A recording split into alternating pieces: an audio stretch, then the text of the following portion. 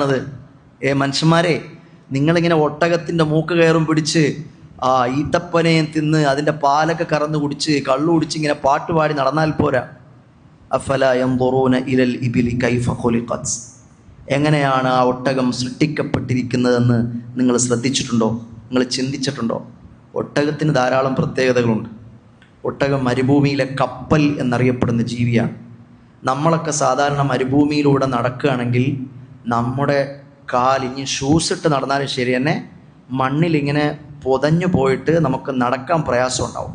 പക്ഷേ ഒട്ടകത്തിന് മരുഭൂമിയിലൂടെ അനായാസേന ഓടാൻ സാധിക്കും. അതിന് ഓൾറെഡി നാച്ചുറലി ഉള്ളൊരു ഷൂ ഉണ്ട് അതിൻ്റെ കാലിൽ. അതുകൊണ്ട് ഒട്ടകത്തിന് എത്ര ഫാസ്റ്റായിട്ടും മരുഭൂമിയിലൂടെ സഞ്ചരിക്കാൻ പറ്റും. മാത്രമല്ല, എത്രയോ ദിവസങ്ങൾ ഒട്ടകത്തിന് വെള്ളം കിട്ടാതെ ജീവിക്കാൻ പറ്റും. ഒരു മനുഷ്യനെ സംബന്ധിച്ചിടത്തോളം 2-3 ദിവസമൊക്കെ വെള്ളം കിട്ടിയില്ലെങ്കിൽ ചിലപ്പോൾ ആളടിച്ചു പോകും. ചിലപ്പോൾ ഒട്ടകം അങ്ങനെയല്ല. ഒട്ടകം അതിൻ്റെ വെള്ളം സ്റ്റോർ ചെയ്യുന്നൊരു പ്രത്യേക ശേഷി ഒട്ടകത്തിന് അള്ളാഹു നൽകിയിട്ടുണ്ട്. അതുപോലെ ഈ ഒട്ടകത്തിന് നമ്മളൊക്കെ നോക്ക്, നമ്മുടെ ഈ മേൽചുണ്ട് അത് ഒറ്റ ചുണ്ടാണ്. എന്നാൽ ഒട്ടകത്തിൻ്റെ മേൽചുണ്ടെന്ന് പറഞ്ഞാൽ അത് പിന്നെ ക്രോസായിട്ട് ഇങ്ങനെ അതായത് ഈ ഭാഗത്ത് നിന്ന് ഇങ്ങനെ കട്ട് ചെയ്തിട്ടുള്ളത്. അതുകൊണ്ട് തന്നെ ഒട്ടകം ഏറ്റവും കൂടുതൽ കഴിക്കുന്നത് മരുഭൂമിയിലെ കള്ളിമുൾ ചെടിയാണ്. നമുക്ക് ഈ കള്ളിമുൾ ചെടി ഒന്ന് പറിക്കാൻ പോലും കഴിയില്ല. കാരണം കയ്യിൽ മുള്ളു ഒത്ത് കിടന്ന് ആരെയും പിടിക്കാൻ പോകുന്നു. റോസാപ്പൂ പോലും ആരും നുള്ളാൻ പോകാറില്ല, കാരണം അതിനകത്ത് മുള്ളുണ്ട്. കള്ളിമുൾ ചെടിക്കകത്ത് ഭയങ്കര മുള്ളാണ്. ഗൾഫിലൊക്കെ പോയിട്ടുള്ള ആൾക്കാർക്ക് അറിയാം.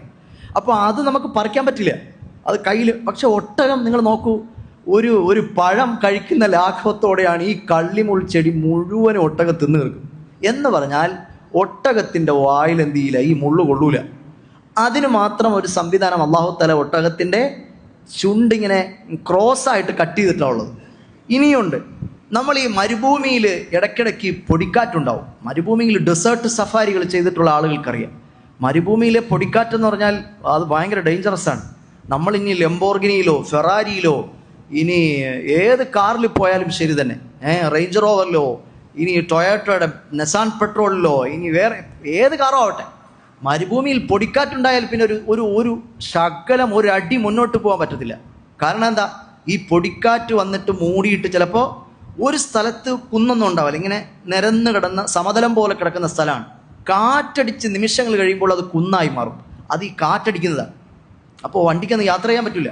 പക്ഷേ എത്ര ശക്തമായി മരുഭൂമിയിൽ കാറ്റടിച്ചാലും ഒട്ടകം അനായാസേന ആ കാറ്റിലും സഞ്ചരിക്കും. എന്തുകൊണ്ടാണ്? ഈ ഒട്ടകത്തിൻ്റെ കണ്ണിൽ അല്ലാഹു തആല ഒരു പ്രത്യേക ഷട്ടർ വെച്ചിട്ടുണ്ട്.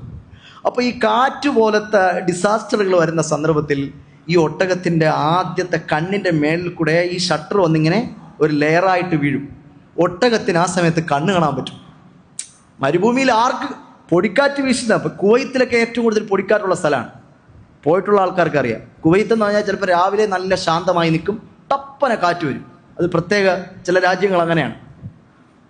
അപ്പോൾ ഈ കാറ്റ് വീശിയാൽ പിന്നെ ഒന്നും കാണാൻ പറ്റില്ല. ഇതൊന്നും സ്വസ്ഥമായാലേ കാണാൻ പറ്റും. ഒട്ടകത്തിന് അങ്ങനെ കുഴപ്പമില്ല. ഒട്ടകം അതിൻ്റെ ദിശയിലൂടെ എത്ര പൊടിക്കാറ്റ് വീശിയാലും ഇങ്ങനെ സഞ്ചരിച്ചു പോകും. അങ്ങനെ ധാരാളം